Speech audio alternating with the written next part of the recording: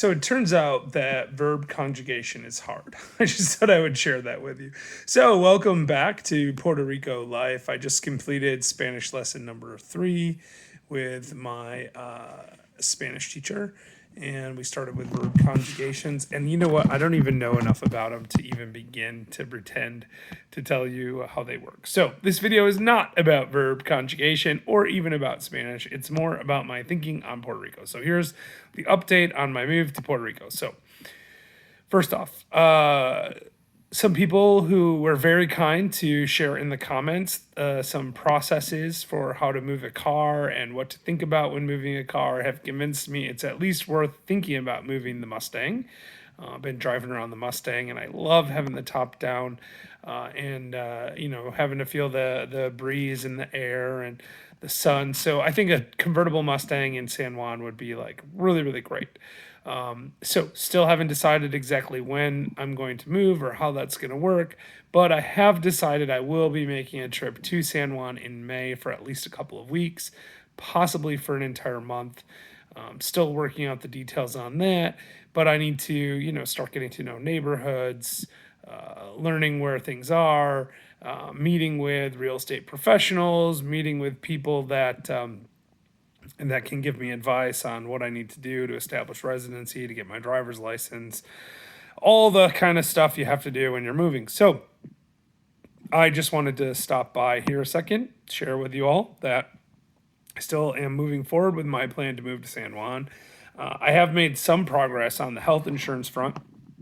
I don't know if I shared that on a previous video or not, but I have chronic myeloid leukemia, CML. It's controlled by a very expensive one a day targeted chemotherapy pill, a protein inhibitor called imatinib mesothelate. Not that any of that really matters, but it matters to me because if I move to San Juan, or rather when I move to San Juan or somewhere else on island, it will be very important that I am still able to have access to both my drug and also to the types of healthcare professionals that can monitor my condition and make sure that everything is still fine.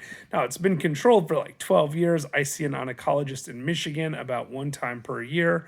I live in Tennessee, so I already travel 700 miles by car to go to my oncologist. It will be just as easy to visit my oncologist from San Juan as it is from here in Chattanooga. In fact, I'll probably get there faster because I'll hop on a plane instead of try to drive, since there's this thing called the ocean in the way. But the point is, I do need to have insurance that works both in San Juan and also in the mainland of the United States. And so that is what I'm trying to figure out right now. And since they are completely separate healthcare systems, and I am not on Medicare because I am not of age for that sort of thing, I need to sort out the best strategy for getting my healthcare in both locations. Now, there are some hybrid products that I've become aware of recently by talking to people in San Juan that I know. So I might be looking into those. Another option might be to purchase insurance in both locations, or potentially to figure out a way to keep my US based insurance and buy some kind of like catastrophic coverage for San Juan. I'm not entirely sure how all that would work. But if anyone has any thoughts about how to solve my problem, I'm more than happy to see those in the comments. And as always, it has been amazing, all of the help that people have given me. And I'm telling you, I'm super excited to go to Puerto Rico in a couple of weeks, probably be about a month from now, I'm thinking mid-May, and getting that chance to spend a little bit more time on the ground. I've never spent more than 4 or 5 days in Puerto Rico at a given time. I've been there several times, but I've never spent, as much as a week there. So if I can spend an entire month there, it will give me sort of a flavor of what to expect, what it's like to move there, and potentially even start the process of establishing my residence there. So we're going to take a look at that. Look at condos, houses. I got to decide. So there's like this whole list of things to decide. What neighborhood do I want to live in? What city do I want to live in? Where on the island do I want to live? How important is access to the airport to me? How important is beach access to me? Do I want, parking? Do I want a 1 bedroom or a 3 bedroom, or what? Do I want a ocean view or not? Do I want to live in a small town, or do I want to live in San Juan? Many things to sort out, and I got to start that process. And I think I will be needing to do some of that while I am in Puerto Rico itself. So let's see what else. Gonna have to try to, that's the other thing, right? So I've heard it's cheaper to live in Puerto Rico. I've heard it's more expensive to live in Puerto Rico. Spending a month there, I'll be able to get to understand, like, what do groceries really cost. Milk, more expensive, less expensive. Don't know. But I will take note of it when I am there, and I will make videos updating you as to what I have discovered. So, also, I realized that I've neglected my fans, all 40 some of you, which, by the way, I actually am very surprised that I have 46 subscribers, in as much as I have not shared my videos with any of my family or friends, because I wasn't sure if I wanted them to know that I was planning on moving to Puerto Rico. Hence my very first video, where I hadn't even told my wife yet that I wanted to move to Puerto Rico. Although, good news, she's on board, she's ready to go.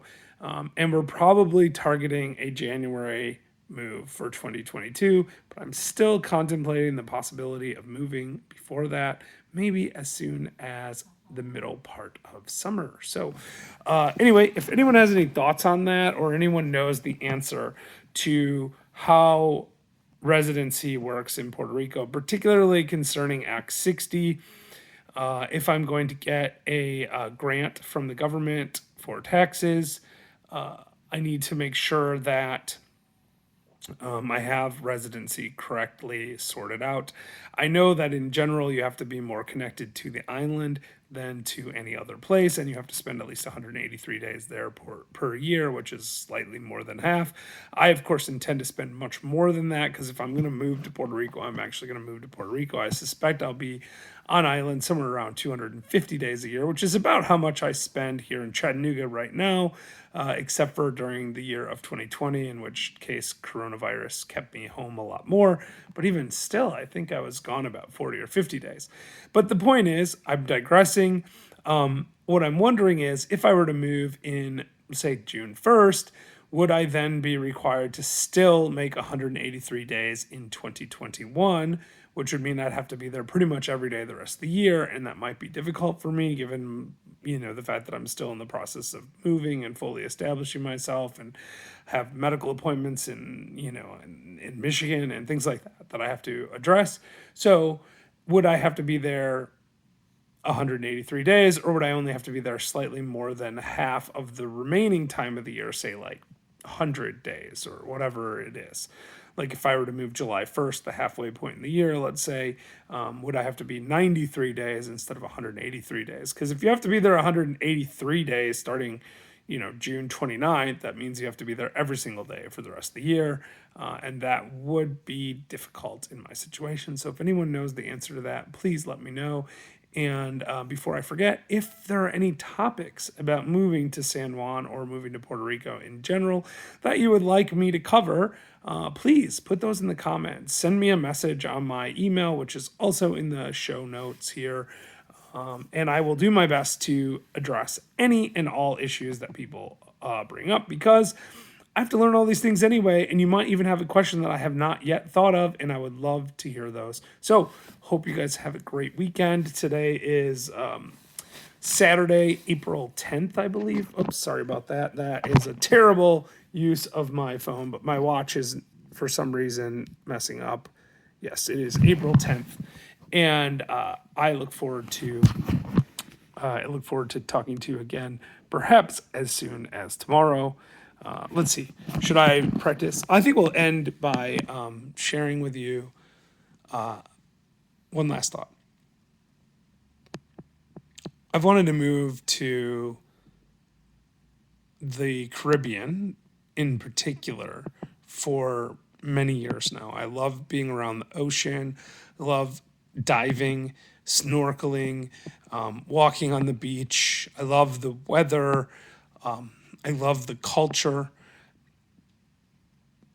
And I'm just really excited to finally have an actual plan and have a place to go and a thing to think about. So, if you, like me, are thinking that someday you might want to move to the Caribbean, to an island, to live on an island, what I would suggest is take a look at San Juan, take a look at Puerto Rico, spend some time seriously thinking about that, because what I've come to realize over the last little bit is there are some huge advantages to living in Puerto Rico, not the least of which is that you do not have to change your citizenship, that you do not have to go through a difficult and lengthy immigration process, and it's very easy to jump back and forth between the US and Puerto Rico when need be without even going through customs. So I hope you all have a wonderful weekend, and I look forward to talking to you soon.